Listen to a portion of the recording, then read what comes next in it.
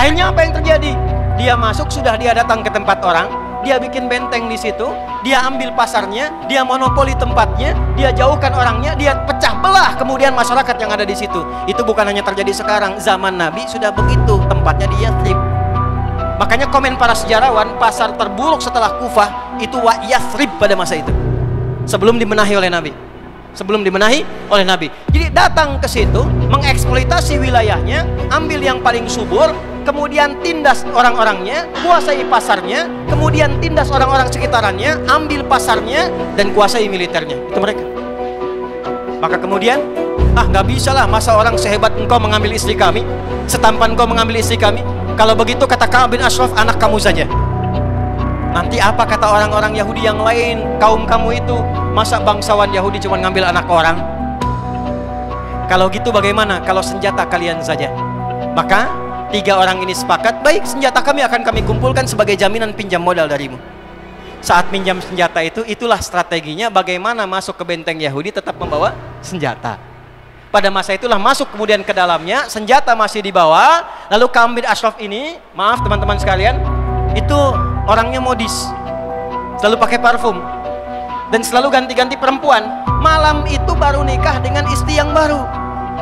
Saat akan malam pertama, kata istrinya, ada panggilan dari luar kan, Ka'ab keluar, kita ada janji. Kata istrinya, jangan keluar suamiku, saya mencium bau tetesan darah di luar.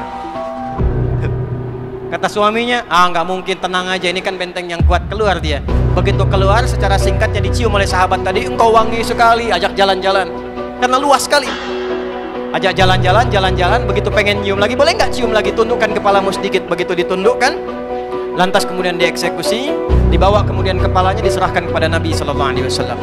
Begitu yang atasnya itu dapat, maka ciut nyali ke bawahnya semua. Itu yang menjadikan kalau komandan-komandannya itu di lapangan tuh kena satu, yang lain ciut semua, nggak ada yang mau berani. Makanya yang disewa tentara bayaran dari luar. Paham nggak sampai sini? Gitu. Makanya pakai pesawat, bum bum bum bum bum, nggak ada yang pengen langsung. Kenapa? Karena memang DNA-nya penakut. DNA-nya penakut. Jangankan kenal pesawat, dengar takbir nih ya, dengar takbir nih, Allahu Akbar, lari semua tuh. Nggak percaya nanti ada masanya. Dengar takbir lari semua. Maka apa yang terjadi teman-teman sekalian? Dikepung semuanya, berlaku hukum mereka. Karena memberontak, kepung keluar. Maka dikepunglah benteng itu. Ketika dikepung itu mereka takut. Jadi cuma 2 cara mengalahkannya. Imma dikepung sehingga lemah kekuatannya, atau diambil tokoh-tokohnya, ditukar dengan sandera-sandera yang ada.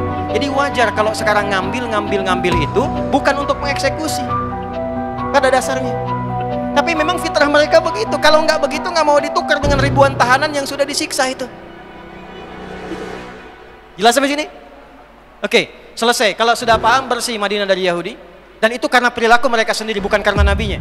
Kalau di sekolah berlaku hukum, kalau ada anak merokok, kepala sekolah mengeluarkan. Tiba-tiba ada satu anak merokok, kepala sekolah mengeluarkan. Pertanyaan saya, dia dikeluarkan oleh kepala sekolah dari sekolah itu, apakah karena kepala sekolahnya atau pelanggarannya? Pelanggarannya. Maka jangan katakan Nabi mengusir orang Yahudi dari Madinah. Yahudi keluar dari Madinah karena pelanggaran mereka sendiri yang memberontak, dan keluarnya karena hukum mereka. Di kitab mereka dituliskan kalau memberontak, keluar, diusir dari tempatnya, dan hukuman mati bagi yang memberontaknya. Itu hukum mereka sendiri. Keluar. Sudah berubah kotanya jadi tenang, Yahudi sudah nggak ada, tenang makmur. Maka dari Yathrib berubah jadi Al-Madinah Al-Munawwarah.